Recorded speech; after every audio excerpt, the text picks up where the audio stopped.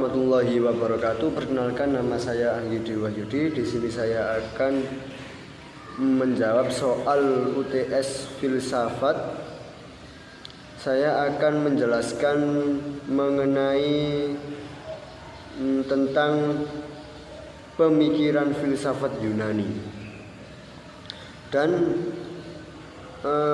timbulnya pemikiran filsafat di Islam, di Islami, kalangan Islam.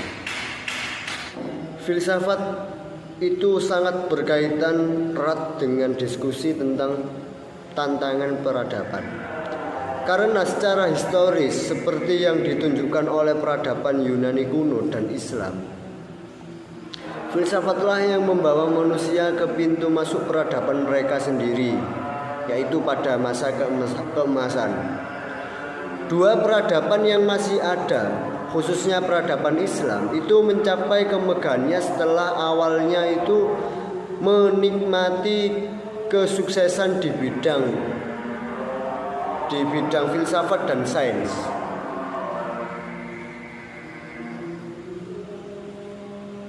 Secara keseluruhan, perkembangan peradaban manusia sangat dipengaruhi oleh pemikiran Islam dan Yunani. Jadi dua pemikiran ini itu sangat mempengaruhi. Jadi filsafat Yunani itu menjadi landasan pengembangan upaya intelektual untuk memahami fenomena mikro dan makro natural.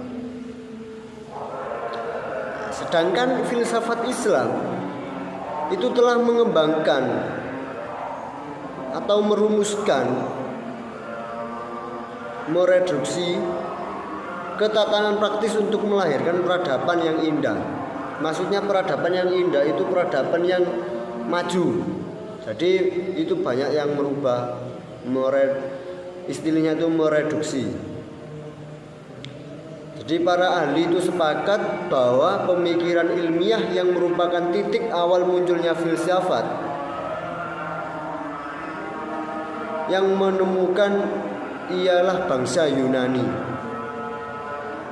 Tapi pemikiran ilmiah tidaklah muncul dan berkembang tanpa adanya faktor-faktor yang mendasari. Jadi sebelum lahirnya pemikiran ilmiah, manusia itu menggunakan mitos dalam menjawab segala pertanyaan tentang alam. Jadi kalau menjawab itu dikaitkan dengan mitos-mitos.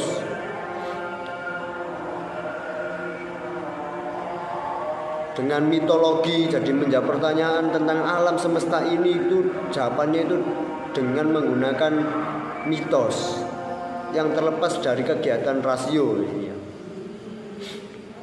Namun lama-kelamaan manusia itu tidak puas dengan jawaban mitologi itu tadi atau mitos itu tadi. Nah, setelah tidak puas, itu mereka mencoba mencari jawaban yang rasional dari pertanyaan-pertanyaan tentang alam semesta ini contohnya. Yang pertama, mereka mencari jawaban dengan menggunakan rasio. Hasilnya pun belum sempurna. Namun usaha tersebut merupakan awal dari kemampuan manusia untuk berpikir secara rasional, yang pada selanjutnya melahirkan peradaban baru dalam sejarah kehidupan manusia.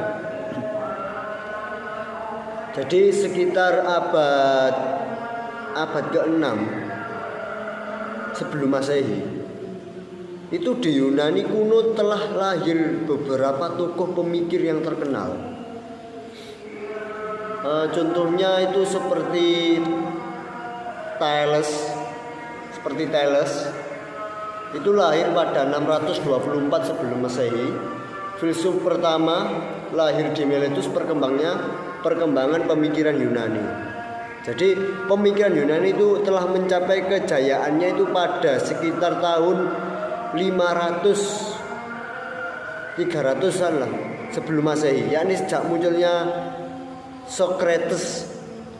Pada saat itu lahir di Athena pada tahun 469 sebelum Masehi. Dan dia meninggal di usia 71 tahun.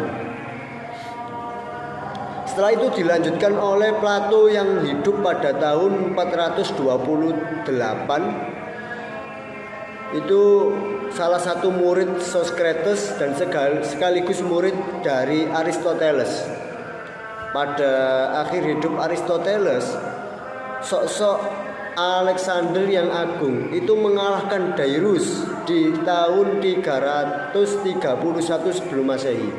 Namun Alexander tidak menghancurkan kebudayaan Persia, melainkan menggabungkan kebudayaan Persia dan Yunani.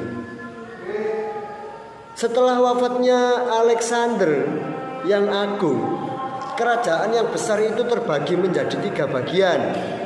Yang pertama Macedonia di Eropa, kerajaan Ptolemeus di Mesir, serta Alexandria sebagai ibu kotanya. Dan kerajaan Seleucid di Asia dengan kota-kota penting seperti Antioch di Syria, terus Seleucia di Mesopotamia, dan Batra di Persia sebelah timur Harun Nasution. Dari ketiga kerajaan inilah yang nanti menjadi jembatan yang mewariskan pemikiran Yunani ke dunia Islam. Jadi yang mempengaruhi pemikiran filsafat ke dunia Islam itu adalah filsafat Yunani. Jadi itu tadi sedikit sejarah mengenai filsafat Islam yang lahir dikarenakan dari pengaruh dari filsafat Yunani. Ya, demikian jawaban saya, penjelasan saya. Mohon maaf apabila ada kesalahan. Saya mohon maaf sebesar-besarnya. Wabillahi taufiq wal hidayah waridha wal inayah. Assalamualaikum warahmatullahi wabarakatuh.